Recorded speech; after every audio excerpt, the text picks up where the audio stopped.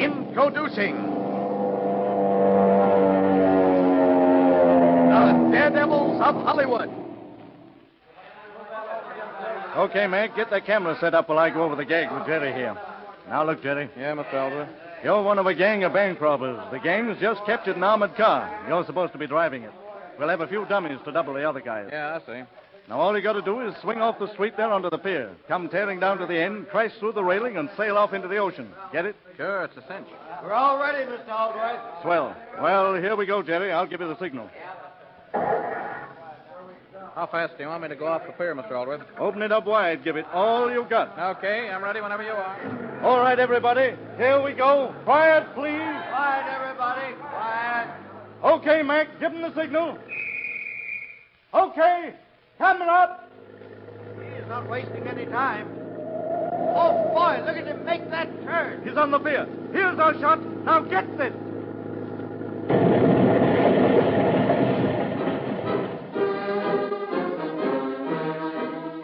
From Hollywood, the motion picture capital of the world, we bring you the thrilling true life experiences of those men behind the scenes. Those daring unsung heroes whose breathtaking adventures on the screen have thrilled millions, whose daily jobs bring them face to face with death. Those men who comprise the strangest fraternity on earth, the Suicide Squad, the movie stuntmen, the Daredevils of Hollywood. Ladies and gentlemen, in bringing you this copyrighted radio feature, we are privileged to have as our guest one of the top-notch stuntmen of Hollywood, Slim Talbot. It is through his cooperation that we are able to reenact some of the highlights of his dangerous profession. The thrilling scenes you are about to hear are his own actual experiences. Slim Talbot is here in the studio right now, and later in the program we will bring him to the microphone. But now? It is exactly 12 o'clock noon, September 16th, 1937. The scene is a crowded lunchroom on the grounds of United Artists Studios in Hollywood. The congested room presents a weird picture. Actors and extras, oddly dressed, some as Indians, some as convicts, and others in evening clothes, sit at their tables casually discussing the topics at hand. At a table off in a corner, a director and his assistant are discussing... Well, he should be here any minute now. I told him we'd wait lunch. By the way, Mr. Hollingsworth, what's the name of this new picture, the one with the stunt business in it? Well, Bob, it's one of Sam Goldwyn's best efforts. It's called The Adventures of Marco Polo. No, that's the one. There's been a lot of talk about it already. Personally, I think it'll be a knockout. Oh, here comes Slim now. Hiya, Slim. Hello, Talbot. Hello, Have Mr. a seat. Hollingsworth. How are you, Bob? Both Good, huh? boys looking fine.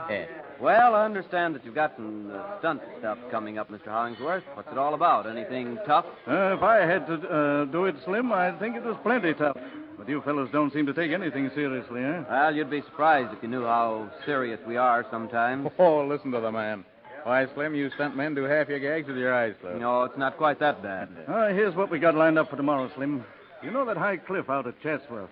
Well, that's the location. You're supposed to back a horse off there. Do you mean that 150-foot cliff? Yeah, that's the one, Slim. You've been out there a lot of times. Well, that sounds interesting, to say the least. How do I keep from getting killed? That's your job, Slim. I'm only the director. Oh, don't look at me, Slim. I'm yeah, only the my pal. Well, I guess we can figure out some way to do it. When do we start shooting? Location trucks are going out tonight. We'll be ready first thing in the morning. Well, I'll be out early and look over the setup, but I know we're going to need a boom and some piano wire. I can see that much already. Say that stuff gets sent out, Bob. Sure. I'll take care of it, Mr. Hollingsworth.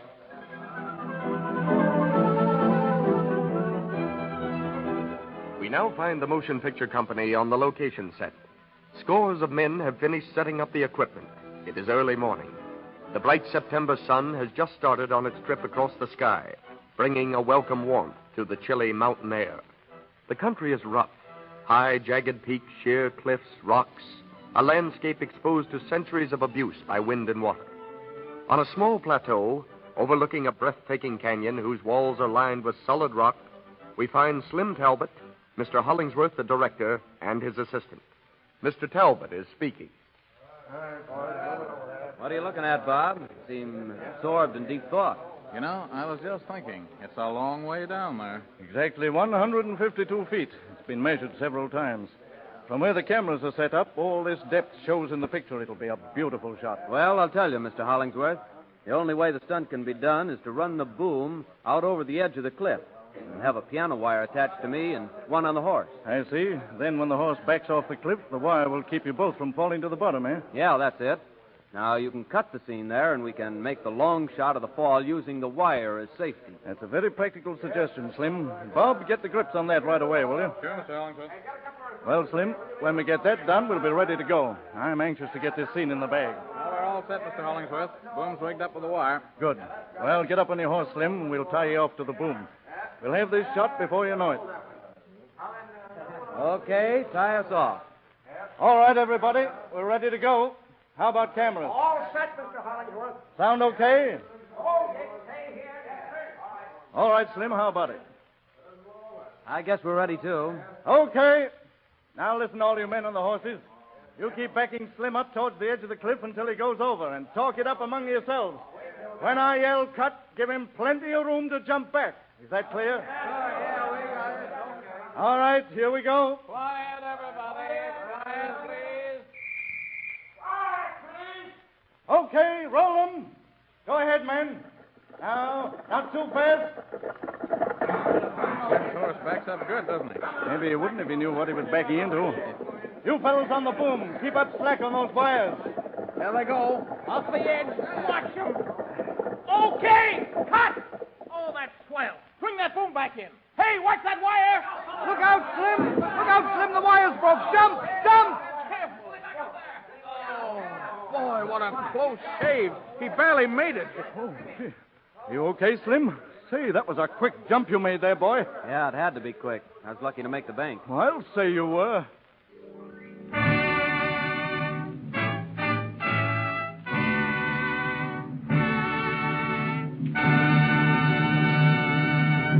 Ladies and gentlemen, it is our pleasure to present in person the courageous young man who made that scene and who so narrowly escaped death.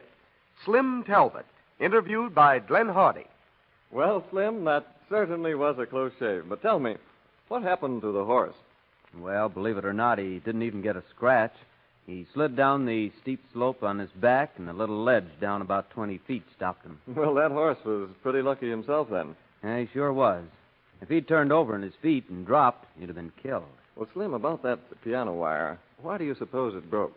No one ever found out. The piano wire's funny that way. I suppose they had to take that scene all over again. No, they let it go at that. Looked swell to the camera's eye. Well, in your experience, Slim, do they have to take many retakes? No, as a matter of fact, in the 10 years that I've been doing stunts, I've only had to do 2 of them over. Pretty lucky, I guess. Well, that's quite a record. Say, Slim, just how tall are you anyway? Oh, 6'3". You know, you'd make a good double for Slim Somerville. Well, I hope so. I've doubled him a lot of times. You have, eh? Sure. Do you remember him in the picture? They had to get married. Zazu Pitts was in it, too. Yes, I remember that very well. Well, did you double for him in that? Yeah, and I almost drowned in one gag.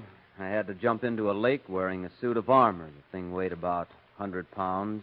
It was a Universal picture back in 1933. Mm-hmm. The location was out at Sherwood Lake, and we were all... Well, just a minute, Slim. You don't mind if we interrupt here. You can tell us all about that in a moment. But first, we have a word from our sponsor. Okay, Slim, now, what about that suit of armor? Well, we'd been shooting scenes all day out there at the lake, and when we came to this armor gag, Mr. Gregg, the director, called his assistant. All right. Read scene 245. Scene 245, exterior, lake set, wide angle, medium shot. Double for Slim Somerville is wearing suit of heavy armor. He runs to the bank of the lake and jumps in. Okay. You know what to do now, Talbot. Yes, sir? And say, you lifeguards, if he doesn't come up in about 30 seconds, do your stuff. Now, you guys heard what the boss said. 30 seconds, not 30 minutes. Okay, we'll be there. Well, if you're all set, Slim, we'll take it. Right? I'm ready. Say, that metal suit you've got on will pull you down like an anchor, you know it? Maybe I'd better carry a can opener with me, eh? You might need one at that. Oh, I think these boys can handle the situation all right. Okay, here we go. It's a take. All set, everybody. Places, please. Quiet. Okay. Quiet. Okay, Slim. Get set. Make your run. All right. Roll 'em. Go ahead, Slim. Yeah, one thing about that suit, a crab couldn't very easily bite him. There he goes. Ah, that was swell. Follow shot on that. Get the bubbles. Say, how long is that guy going to stay down there? Well, I don't know what's holding him. Come on up, Slim. Something's gone sour. He ought to be up by this time. Hey, you lifeguards, get in there. Come on, get him out. well, what's happened to the lifeguards? They're not coming up either. What's the matter here? Come on up. Come on up. Oh, there they come. They got him. Look, I bet he's drowned. Come on, do something, man. Do something. Get that armor off. Quick here. Here, give him artificial respiration. Call a doctor. Do something. Hurry up with that first aid. Come on, put it right over here. Oh, he's coming around now. He's all right. Slim. Slim, come out of it. Say something. Slim. Slim. Boy, oh boy, they certainly had you in a spot there, Slim. You're not kidding. If I'd stayed under there another 10 seconds, I'd have drowned. Well, just what happened?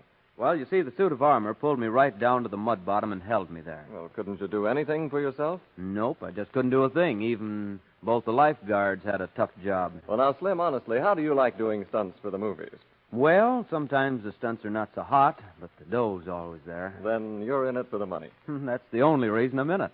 Tell me, what did you do before you got into that business? Well, I was a rodeo performer, bronc riding and things like that. Well, it's a far cry from bronc riding to stunt work. But tell me, Slim, are you on call at all the studios, or do you work mostly for one? Well, I get a lot of calls from outside studios, but most of my work is with Paramount. Well, whatever studio you work for, your business takes a lot of courage and confidence. Slim, you have certainly entertained us, and on behalf of our listeners, I want to thank you sincerely for coming here. I know that everyone joins me in hoping that we may have you on this program again very soon. Goodbye, old man, and a lot of luck.